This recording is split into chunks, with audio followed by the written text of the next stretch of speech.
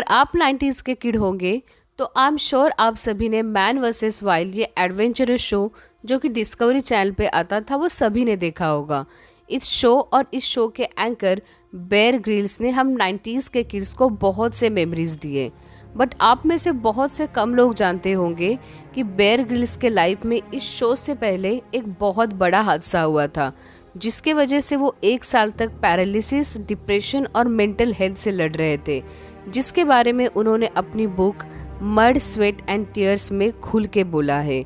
और उन्होंने बताया कि वो कैसे अपने इस मुश्किल समय से बाहर निकले। तो इसे जानने के लिए आप वीडियो को अंत तक ज़रूर देखें। ये बात है जब बेयर ग्रिल्स 21 साल के थे और हर एक यंगस्टर की तरह उनकी लाइफ में भी जवानी, सेहत और गर्लफ्रेंड्स थी। उस समय वो एसएएस में एक सोल्जर थे और अपने प्रोफेशन की वजह से वो एक प्रोफेशनल पैराशूटर भी थे। उन्होंने कई बार प्लेन से जंप किया था, लेकिन एक दिन अनफॉर्चुनेटली जब उन्होंने प्लेन से जंप किया तो उनका पैराशूट खुला ही नहीं और वो 1600 फीट की ऊंचाई से बड़े ही तेजी से नीचे जमीन पे अपने पीठ के बल गिरे। और वो अपनी बुक में लिखते हैं कि जैसे ही वो नीचे गिरे उन्हें बहुत ज़ोर से दर्द हुआ और वो वहीं पे पड़े पड़े रोने लगे और वो अपने साथियों का वेट कर रहे थे कि कोई उन्हें बचाने आ जाए। और वो अंदर ही अंदर इस बात को जानते थे कि उनका बहुत बड़ा नुकसान हो गया है। बेयर ग्रिल्स कहते हैं कि उनका अफ्रीका में तुरंत इलाज शुरू हुआ। जैसे तैसे उन्हें अपने देश इंग्लैंड ले जाया गया और उस समय उनकी बॉडी ज़रा भी मूव नहीं कर पा रही थी। जब वो किसी डॉक्टर से पूछते क्या मैं दोबारा चल पाऊँगा, तो उन्हें कोई डॉक्टर सीधा जवाब नहीं देता। जब उन्होंने अपना एक्सरे देखा तो उसमें क्लियर दिख रहा था कि उनकी रीढ़ की हड्डी T8, T10 और T12 बुरी तरह से टूट चुकी है और इसके वजह से उन्हें बहुत बड़ा गहरा सदमा पहुंचा। और ये सदमा इतना गहरा था कि उन्हें बार बार सपने आते कि वो ऊंचाई से नीचे गिर रहे हैं और मेरे कुछ भी कंट्रोल में नहीं है। और उनके हेल्थ में भी कोई इम्प्रूवमेंट नहीं हो रही थी, क्योंकि जब हमारा माइंड ही हेल्दी नहीं रहता तो हमारी बॉडी भी ठीक नहीं हो पाती। बेड पे लेटे लेटे उनका शरीर पूरी तरीके से जकड़ गया था। अब बेयर ग्रिल्स को लगता कि अब उनके सारे ही सपने ख़त्म हो गए। वो काफ़ी उदास और फ्रस्ट्रेट रहते। धीरे धीरे उनका फ्रस्ट्रेशन गुस्से में बदल गया और वो बहुत ज़्यादा नेगेटिव और डिप्रेस्ड हो चुके थे। और उस समय बेयर ग्रिल्स कहते हैं, लेकिन मैं इस बात को जानता था कि मुझे इससे बाहर निकलने के लिए मुझे अपना माइंडसेट बदलने की ज़रूरत है। और एक दिन ऐसे ही बेड पे लेटे लेटे उनकी नज़र एक फ़ोटो फ्रेम पे गई और वो फ़ोटो थी माउंट एवरेस्ट की। और उनको याद आया कि उनका और उनके पापा का सपना था कि वो माउंट एवरेस्ट क्लाइंब करना चाहते थे। और बिल ग्रिल्स ने उसी दिन सोचा कि मुझे इस सैडनेस से निकलने के लिए कुछ उम्मीद की ज़रूरत है। और यही सोचते सोचते वो सो गए।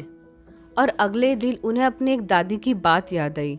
बेयर ग्रिल्स अपने दादी से बहुत क्लोज थे और वो उन्हें अक्सर कहा करती कि बेयर, जब भी तुम मुसीबत में फंसो तो हमेशा खुद को याद दिलाओ कि जो होता है वो सब भगवान के मर्जी से होता है और इसीलिए कुछ भी गलत नहीं हो सकता, एंड ऑल इज़ वेल। और उन्होंने उसी पल से अपनी सारी ओवर थिंकिंग को धीरे धीरे कम कर दिया। जब उनकी ओवर थिंकिंग कम हुई तो उनकी सैडनेस भी धीरे धीरे कम हो गई और धीरे धीरे वो मेंटली भी हेल्दी फील करने लगे और धीरे धीरे उनकी बॉडी भी रिकवर होने लगी और उनके हेल्थ में भी फास्ट रिकवरी होने लगी। हड्डियों की जुड़ने की स्पीड में भी काफ़ी तेज़ी आने लगी और उन्होंने उसी दिन से ऑल इज़ वेल की ताकत को अंदाज़ा हुआ। उन्होंने उसी पल से फैसला किया कि अब मैं किसी चीज़ के लिए दुखी नहीं होऊंगा, खुद को चिंता करने से पहले बोलूँगा ऑल इज़ वेल। और 8 महीने बाद बेयर पूरी तरीके से ठीक हो गए थे और वो अब माउंट एवरेस्ट चढ़ना चाहते थे। और जब वो इसके बारे में दूसरे लोगों से बात करते तो सारे लोग उन्हें इग्नोर कर लेते। लेकिन बेयर ग्रिल्स मानते थे कि लाइफ टफ है, लेकिन इसके बावजूद लाइफ एक प्रेशियस गिफ्ट है। जब बेयर ग्रिल्स पूरी तरीके से ठीक हो गए तो उन्होंने एसएएस में अपनी जॉब को छोड़ दिया था और उसके बाद वो जॉबलेस थे और माउंट एवरेस्ट पे चढ़ने के लिए इक्विपमेंट और ट्रेनिंग के लिए उन्हें 25 लाख की ज़रूरत थी। उन्होंने 250 कंपनीज को स्पॉन्सरशिप के लिए मैसेज किया और 250 बार वो रिजेक्ट हो गए। और बहुत मुश्किल के बाद एक बड़ी कंपनी ने उनके जुनून को देख के उन्हें स्पॉन्सर करने का फैसला किया और बेयर ग्रिल्स एवरेस्ट पे चढ़ने वाले सबसे कम उम्र के ब्रिटिश बने और ये धीरे धीरे उन्हें बहुत से कंपनीज ने स्पॉन्सर किया। उन पे डॉक्यूमेंट्रीज बनी और मैन वर्सेस वाइल्ड का पायलट एपिसोड भी शूट हुआ। कि उस डिप्रेशन के फेज में जो भी सीखा था उसकी बदौलत मैंने कभी भी पीछे मुड़ के नहीं देखा। तो इस स्टोरी से हमने ये लेसन सीखे। Lesson number 1, all is well. हमारे लाइफ में जो भी होता है वो सब उसके मर्जी से होता है और इसके लिए हमारे लाइफ में कुछ भी गलत नहीं हो सकता। और बेयर ग्रिल्स ने खुद से वादा किया था कि वो कभी भी चिंता नहीं करेंगे और चिंता करने से पहले खुद को रिमाइंड करेंगे कि ऑल इज़ वेल।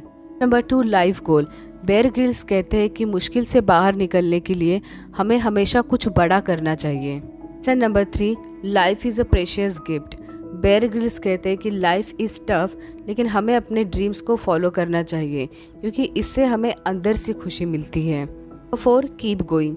बिना किसी डर और डाउट के जीने का मतलब है कि लाइफ में आगे जाना है और बेयर ग्रिल्स ने अपनी लाइफ में यही किया। अगर वीडियो सच में अच्छा लगा हो तो मेरे चैनल को सब्सक्राइब और इस वीडियो को एक लाइक ज़रूर कीजिए। आपके एक सब्सक्रिप्शन से मुझे बहुत ज़्यादा मोटिवेशन मिलता है।